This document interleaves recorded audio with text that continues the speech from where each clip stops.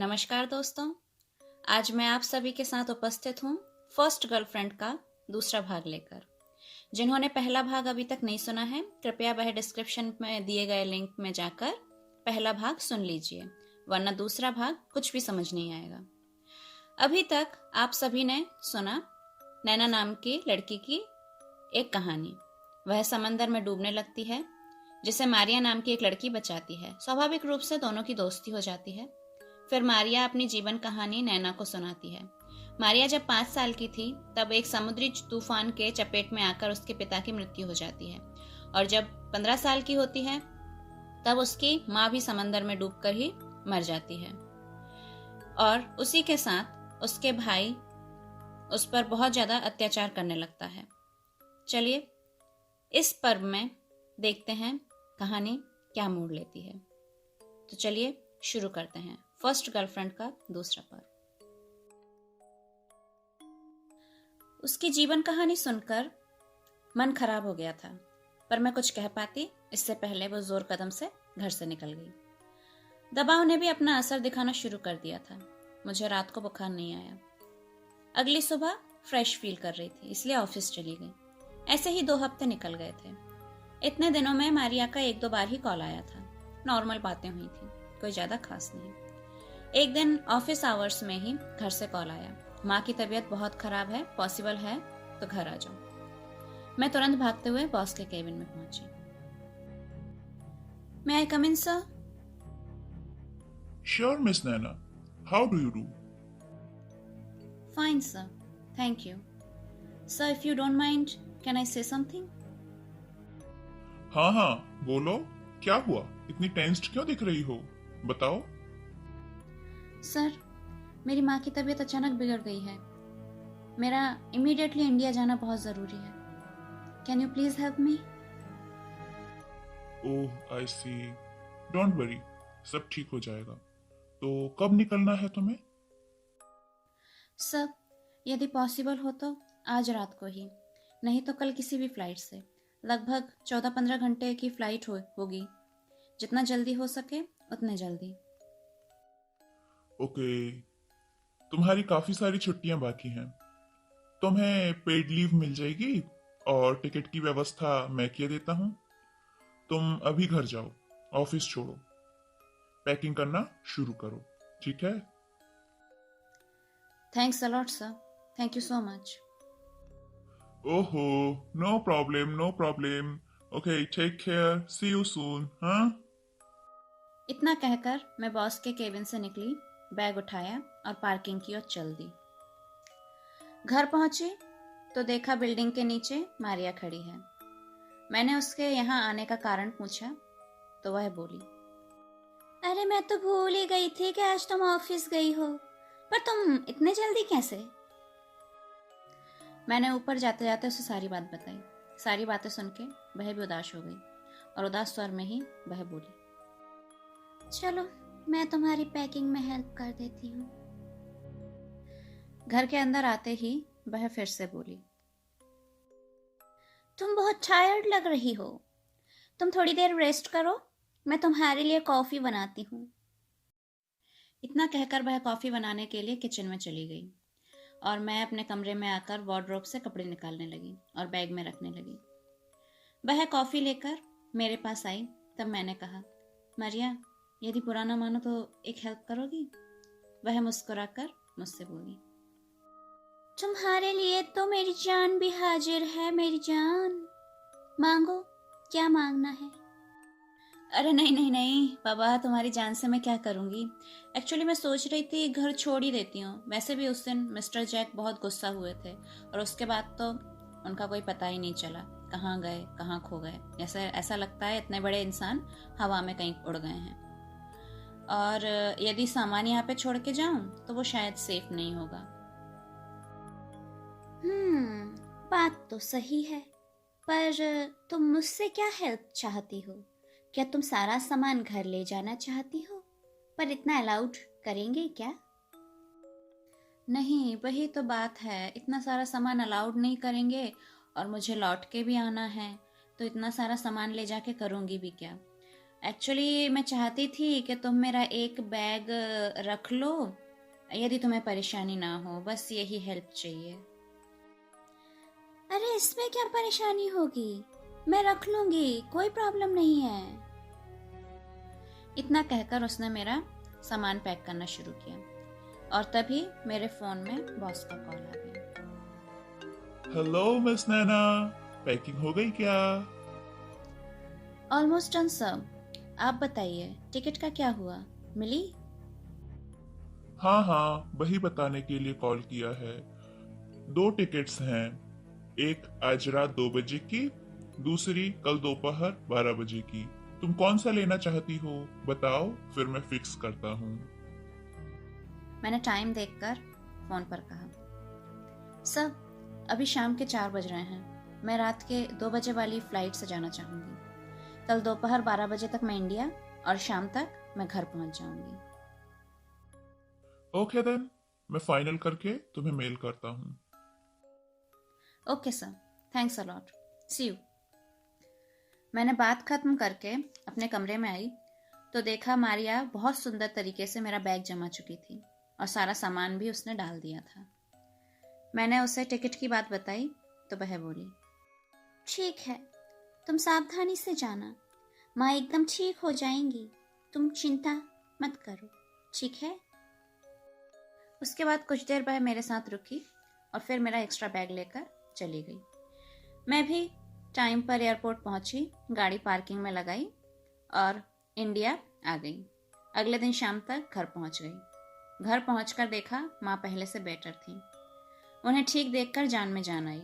कुछ देर तक माँ से बात की, फिर फ्रेश होने कमरे में चली गई। फिर सोचा बॉस को इंडिया आ जाने की खबर दे दूं। यह सोचकर फोन उठाया तो देखा मारिया के नंबर से इंग्लिश में एक लंबा चौड़ा सा मैसेज आ रखा है, जिसका हिंदी अनुवाद करें तो कुछ यूं होगा, हेलो मेरी प्यारी नैना, आशा है अभी तक तुम घर पहुंच गई होगी। साथ ही उम्मीद है तुम्हारी माँ भी अभी ठीक होंगी। मुझे तुम्हारी चिंता हो रही थी, इसलिए मैंने तुम्हें मैसेज किया। जब भी मैसेज देखो please update me. Are you okay? Are you fine? और हाँ, यहाँ की चिंता बिल्कुल मत करना। तुम कब आ रही हो बस इतना बता देना, मैं तुम्हारे लिए एक नया घर ढूंढ दूंगी। अपना और अपनी माँ का ख्याल रखना, जल्द आने की कोशिश करना। I am waiting for you, miss you my love, take care. इतना बड़ा लव लेटर टाइप का मैसेज पढ़ के मुझे अपने आप ही हंसी आ गई। मैंने भी उसे रिप्लाई किया, मारिया मैं अच्छे से घर पहुंच गई हूँ, माँ और मैं दोनों ही ठीक हैं। माँ की तबीयत बेहतर होते ही मैं टिकट करा लूंगी। Keep in touch, take care. घर पर सब ठीक था। माँ की तबीयत भी दिन ब दिन बेहतर होती जा रही थी। वहां मुझे कोई काम नहीं रहता था, इसलिए मैं पूरा समय माँ को ही देती थी। गड़बड़ी शुरू हुई मेरे घर पहुंचने के 3 दिन बाद। रात को मैं माँ के पास ही सोती थी। उस दिन भी मैं माँ के पास ही सोई थी। नींद लग आई थी। तभी एक अजीब सी अनुभूति हुई। ऐसा लगा मुझे कोई देख रहा है। मैंने झट से आंखें खोली, पर वहां कोई नहीं था। मैंने सोचा मन का भ्रम है और फिर से सोने की कोशिश की। सो भी गई थी और पर अजीबोगरीब सपने आ रहे थे, जिससे बार बार मेरी नींद खुल जा रही थी। जैसे तैसे रात काट दी मैंने। सुबह माँ ने मुझे देखा तो बोली, तुझे क्या हुआ रे आज? सोई नहीं क्या रात भर? मोबाइल में लगी थी? पता नहीं माँ, बड़े अजीब अजीब सपने आ रहे थे। रात भर नींद खुल जा रही थी, शायद इसीलिए नींद पूरी नहीं हुई और थकान रह गई। क्या देखा सपने में? कुछ याद है? मैं भी तो सुनूं। ऐसे क्या सपने आए जिससे तेरी बार बार नींद खुल गई? नहीं माँ, सुबह उठकर बहुत कोशिश की याद करने की, पर कुछ भी याद नहीं आया, धुंधला धुंधला भी नहीं। मेरी माँ वैसे तो मॉडर्न थी, पर फिर भी कुछ कुछ अंधविश्वास या कहें कि कुरीतियां मानती थी, जिससे मुझे बड़ी चिढ़ थी। काफी बार इन सब की वजह से माँ और मेरे बीच झगड़ा भी हो चुका था, पर माँ आखिरकार कहती थी, देखो, मैं जो करती हूँ तुम्हारे भले के लिए करती हूँ। जब खुद माँ बनोगी ना तब समझोगी, ठीक है? यही कहकर हर बहस में वो बाजी मार जाती थी। हमेशा की तरह आज का दिन भी बहुत अच्छा निकला। माँ और मैं घूमने गए, बाहर लंच किया और शाम को घर आ गए। डिनर के बाद अब बारी थी सोने की। दिन भर घूमने के कारण मैं और माँ दोनों ही बहुत थके हुए थे। मैं सोने की तैयारी कर रही थी कि माँ पास आई और बोली, ले, इसे बिस्तर के नीचे रख ले, सपने नहीं आएंगे। मैंने नजर उठाकर देखी तो माँ के हाथ में एक चाकू था। मैं थोड़ा झेंप गई और बोली, माँ, सीरियसली? माँ ने आंखें बड़ी बड़ी कर लीं। फिर मैंने नाटकीय अंदाज में कहा, यथा आज्ञा माते, आप स्वयं ही अपने कर कमलों से इस अस्त्र को यथा स्थान पर स्थापित कीजिए। माँ ने मेरी बात पर मुस्कुराते हुए चाकू को मेरे तकिए के नीचे रख दिया। तब रात कितनी थी पता नहीं। माँ सोते समय मोबाइल अलाउ नहीं करती है। अचानक नींद में लगा कोई हमारे कमरे में चल रहा है। चोर तो नहीं होगा, क्योंकि चोर दबे पैर चलते हैं। फिर कौन है? ऐसे आवाज करके कमरे में कौन चल रहा है? मैंने ध्यान से सुनने की कोशिश की। हाँ, कोई तो चल रहा है। कमरे के इस छोर से उस छोर, उस छोर से इस छोर। मैंने हिम्मत करके आंखें खोली और मैंने जो आंखों के सामने देखा उससे मेरी चीख निकल आई। मेरी चीख सुनकर माँ घबरा कर उठ गई।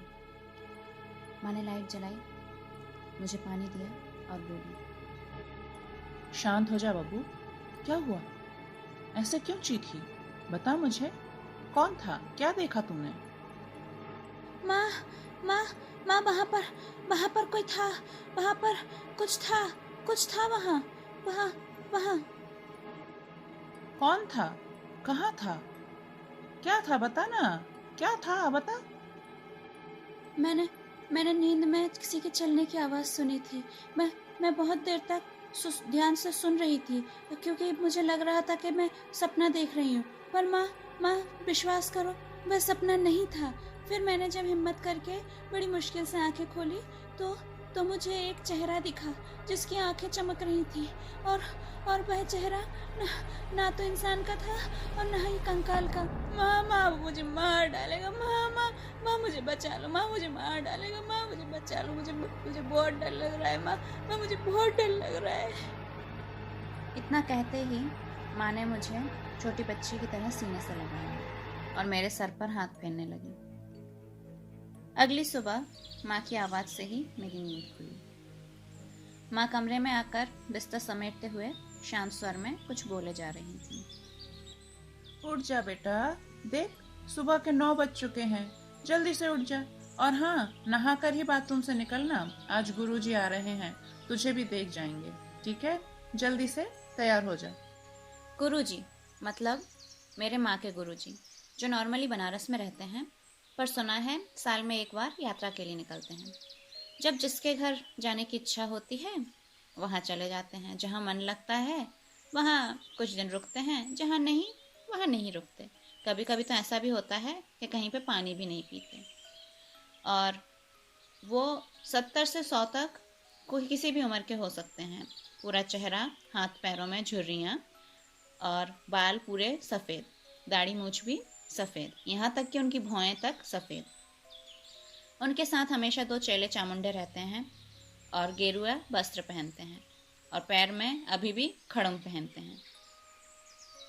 यह मेरा कहना नहीं, मेरी माँ ने ये सब बताया। माँ तो यह भी कहती हैं कि उनके पास सिद्धियाँ होती हैं। मैंने पूछा था सिद्धियाँ क्या होती हैं, तो वो माँ बोली कि ये कुछ पावर्स होते हैं। सुबह सुबह गुरुजी का नाम सुनते ही मेरा दिमाग गर्म हो गया। मैंने मेरा सर 7वें आसमान पर चढ़ाकर बोला, जिनके गुरुजी हैं उन्होंने तो नहा लिया ना, फिर हमें ये सजा क्यों? रात को भूतों के मारे सोने की फुर्सत नहीं मिलती और अब दिन में जिंदा भूत आ रहे हैं दर्शन देने। मेरा इतना कहना था कि माँ तमतमाती हुई आई और कान पकड़कर बाथरूम में ले गई और बोली, अब एक भी शब्द तेरे मुंह से निकला तो तेरी खैर नहीं, देख लेना तू। क्या करती, मजबूरन नहा धोकर बाहर आई। जब तक मैं ड्राइंग रूम में आई तब तक गुरुजी आ चुके थे, साथ में 2 चेले भी थे। माँ का मन रखने के लिए मैं हाथ जोड़कर उनके पास गई। मुझे गुरुजी ने एक नज़र देखा और माँ के उद्देश्य में कहने लगे, बेटी, यह तेरी बेटी है ना? हाँ गुरुजी, मैंने आपको। माँ इससे ज़्यादा कुछ कह पाती इससे पहले ही गुरुजी ने हाथ उठाकर चुप करा दिया और मेरी तरफ देखकर वही पहले जैसी भारी आवाज में बोले, बेटी, तू अंदर जा। जरूरत पड़ने पे हम तुझे बुला लेंगे। तू अभी जा। गुरुजी का इतना कहना था कि मैं उछलते हुए अपने कमरे में आ गई। गुरुजी उसी दिन हमारे घर से चले गए। गए तो गए, मेरी माँ की हंसी भी ले गए। यहाँ आए मुझे 5 दिन हो चुके थे।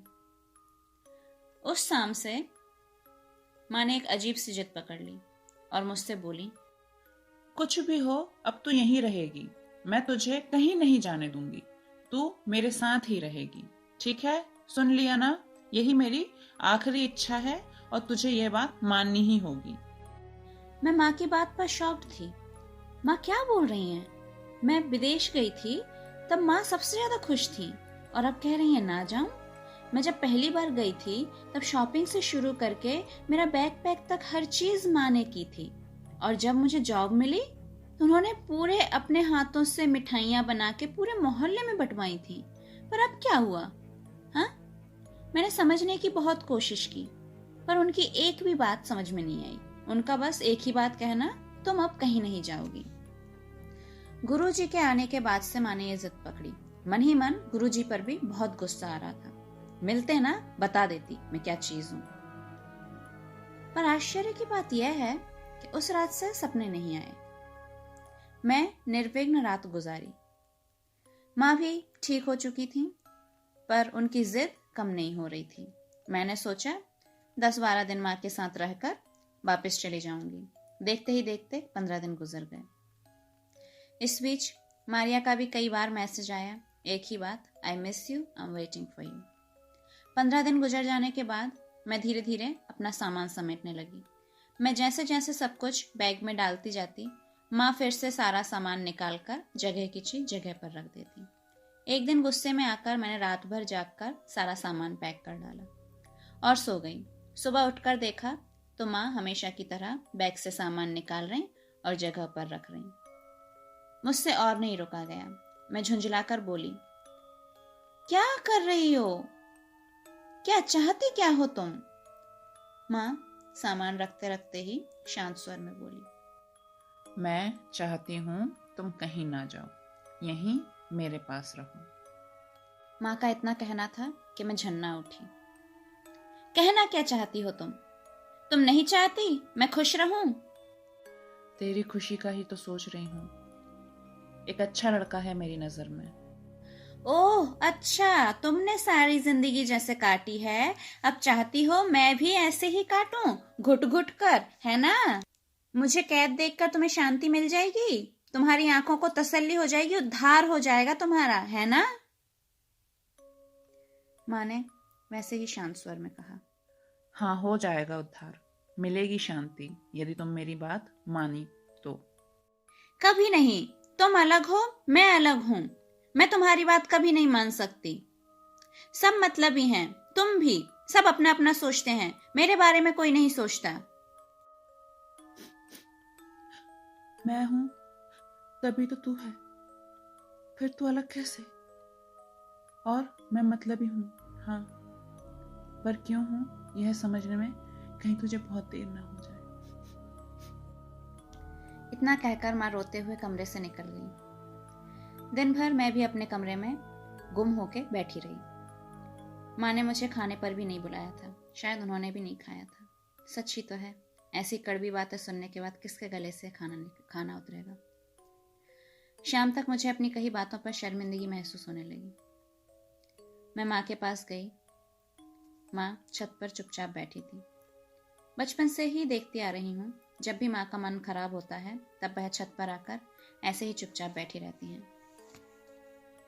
मैं एक एक कदम बढ़ाकर माँ के पास गई, धीरे से उनके कंधे पर हाथ रखा। उन्होंने मुंह उठाया और मैं धीरे से बोली, माँ सॉरी, मुझे इतना बुरा भला नहीं कहना था। गुस्से में न जाने मैं क्या क्या कह गई, माफ कर दो प्लीज। माँ बुझे से स्वर में मुस्कुराते हुए बोली, धत पगली, माँ से कोई सॉरी कहता है क्या?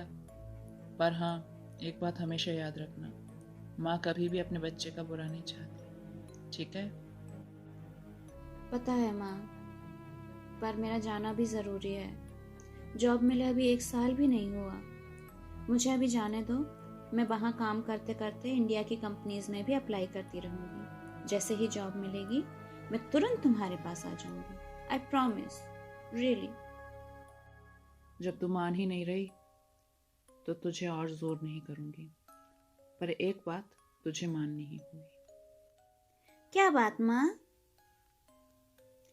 माँ ने उनके आंचल के गांठ से कुछ निकाला और बोली, मेरी दी हुई चैन तू पहनती है ना? हाँ, ये है, देखो। मैंने गले में पहनी चैन टी शर्ट से निकालकर हाथ में लेकर दिखाई। माँ ने उस चैन में एक छोटा सा चक्र टाइप का लॉकेट डाल दिया। साथ ही बोली, इसे कभी भी अपने आप से अलग मत करना, चाहे कुछ भी हो जाए, ठीक है? मेरी बात हमेशा याद रखोगी, वादा करो। मैं माँ से लिपटकर लाड़ भरे स्वर में बोली, ठीक है, जैसा तुम कहो, वादा। मैं कभी भी इसको मुझसे अलग नहीं करूंगी, ठीक? खुश? अगले दिन मैंने मेरे जाने की टिकट बुक कर ली। साथ ही बॉस और मारिया को भी इन्फॉर्म कर दिया। उसी दिन शाम को मारिया का रिप्लाई आया, मैं बेचैन हूँ तुमसे मिलने के लिए, तुम जल्दी आओ। घर की व्यवस्था हो चुकी है और तुम्हारे लिए एक बहुत बड़ा सरप्राइज भी है। मैं तुम्हें एयरपोर्ट पर लेने आऊंगी। Miss you lovely, take care. मुझे जानकर खुशी हुई कि घर मिल गया था। साथ ही यह भी अच्छा लगा कि चलो विदेश में कोई तो है जिसे मेरी फिक्र है। उस रात को मैंने माँ को मारिया के बारे में सब कुछ बताया। माँ को भी खुशी हुई कि चलो उनकी बेटी को फाइनली एक दोस्त मिली। देखते देखते जाने का दिन आ गया था। शॉपिंग, पैकिंग सब हो चुकी थी। माँ एयरपोर्ट आई थी मुझे छोड़ने।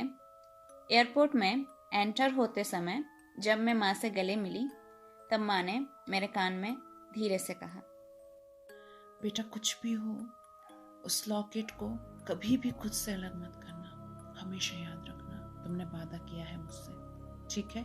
वह तुम्हें सुरक्षित रखेगा। मैं बाय बोलकर एयरपोर्ट के अंदर चली गई।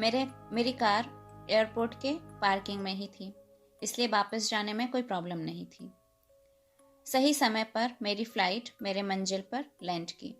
सारी कार्यवाही निपटाकर बाहर निकली तो देखा मारिया खड़ी है स्माइल के साथ। मैं जैसे ही पहुंची उसने हाथ बढ़ाकर मुझे एक लाल गुलाब का बड़ा सा गुलदस्ता दिया और मुझसे लिपट गई और मेरे गाल चूम लिए और बोली, I was waiting for you.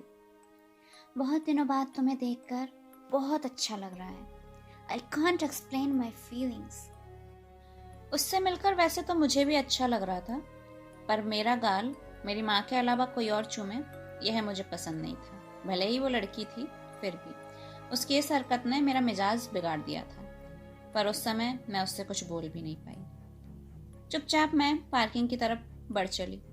Parking में पहुंचते ही मैंने गाड़ी की चाबी उसकी तरफ बढ़ाते हुए कहा, can you please drive the car? वैसे भी नए घर का एड्रेस तुम्हारे पास ही है तो आसानी होगी, तुम गाड़ी चलाओगी तो। उसने खुशी खुशी चाबी ले ली। एयरपोर्ट से हमारे शहर की दूरी 1 घंटे की है। मैं गाड़ी में सुकून से बैठी थी। थकान के कारण ही शायद मेरी आंखें लगाई थी। कितने देर बाद पता नहीं, अचानक मारिया मेरे कान के पास आकर फिसफिसाकर बोली, वेक अप माय लव, देखो तुम्हारा नया घर आ गया, आंखें खोलो। कहानी का दूसरा भाग यहीं समाप्त होता है। आशा है आपको कहानी पसंद आई होगी। इसके बाद क्या होगा हम जानेंगे अगले भाग में। तब तक के लिए नमस्कार।